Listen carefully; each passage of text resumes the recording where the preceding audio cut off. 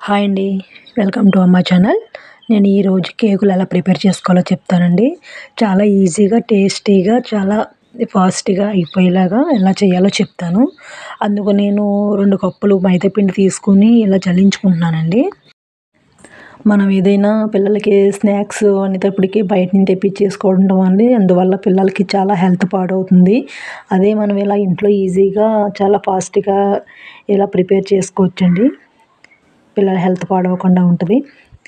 ఇలా మైదాపిండి మొత్తం నేను జల్లించేసుకున్నాను. నేను ఏ కప్పుతో అయితే మైదాపిండి తీసుకున్నానో అదే కప్పుతో 2 కప్పులు షుగర్ తీసుకున్నానండి. షుగర్ని కూడా మిక్సీ జార్లో వేసుకొని మిక్సీ పట్టేసుకుంటున్నాను మెత్తగా. ఇలా మిక్సీ పట్టేసుకోవడం వల్ల పిండిలో బాగా కలుస్తుంది. ఎక్కువసేపు మనకి టైం పట్టదు. టైం సేవ్ అవుతుంది అనమాట. ఇలా మెత్తగా మిక్సీ పట్టేసుకున్నాను. ఇలా మిక్సీ పట్టేసుకున్న షుగర్ పౌడర్ని మనం జల్లించుకుని పక్కన పెట్టుకున్న మైదా పిండిలో కలుపుకోవాలి. పంచదార పొడి అలాగే మైదా పిండి కూడా బాగా మిక్స్ అయ్యేలా కలుపుకోవాలండి. తొందరగా ఈజీగానే అయిపోద్ది. మీరు కూడా ఒకసారి ఇలా ట్రై చేయండి. ట్రై చేసి కామెంట్ బాక్స్లో ఎలా వచ్చిందో చెప్పండి. నా ఛానల్ని కొత్తగా చూసేవాళ్ళు అయితే సబ్స్క్రైబ్ చేసుకోండి, లైక్ చేయండి, షేర్ చేయండి, సబ్స్క్రైబ్ చేసుకోవడం మర్చిపోకండి. మనం ఏ కప్పుతో అయితే మైదాపిండి షుగర్ తీసుకున్నామో 2 వంతులు అలాగే ఒక వంతు కోడిగుడ్లు సొన తీసుకోవాలి. ఒక వంతు వెన్నపూస కూడా తీసుకోవాలి. అయితే వెన్నపూస నాకు అరకప్పే ఉంది కాబట్టి నేను అరకప్పే వేసుకుంటున్నాను. ఆ ప్లేస్లో మీరు నెయ్యి కూడా యూజ్ చేసుకోవచ్చు. అవి కూడా నేను మెత్తగా మిక్సీ పట్టేసుకుంటున్నాను. వెన్నపూస కోడిగుడ్లు కలిసిపోయేలాగా మిక్సీ పట్టేసుకున్నాను.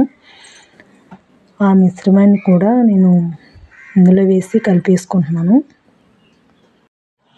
నేను ఎప్పుడు ఏ రెసిపీ చేసినా మీకు ఈజీగా అయిపోయేలాగానే చెప్తాను కదండి. అలాగే ఇది కూడా చాలా ఈజీగా అయిపోద్దని చెప్తున్నాను. మీరు ఇలా ట్రై చేయండి. ఇలాగ కలిపేసుకోవాలండి. కలిపేసుకున్న మిశ్రమాన్ని అందులో కొద్దిగా వంట సోడా కూడా వేసుకోవాలి. వేసుకొని అది కూడా బాగా కలిసిపోయేలాగా కలుపుకోవాలి. ఇలా కలిపేసుకొని మూత పెట్టేసి పక్కన పెట్టేసుకోవాలండి. ఈలోగా స్టవ్ వెలిగించుకొని మనం కేకులు పాన్ పెట్టుకోవాలి. అది వేడెక్కిన తర్వాత ఇది పక్కన పెట్టుకున్న మిశ్రమం ఏదైతే ఉందో అది ఒకసారి బాగా గట్టిగా తిప్పుకొని ఈ నెయ్యి వేసుకోవాలండి. నెయ్యి వేసుకొని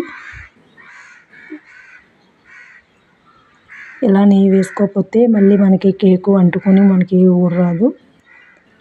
కంపల్సరిగా అలా నెయ్యి వేసుకోవాలి.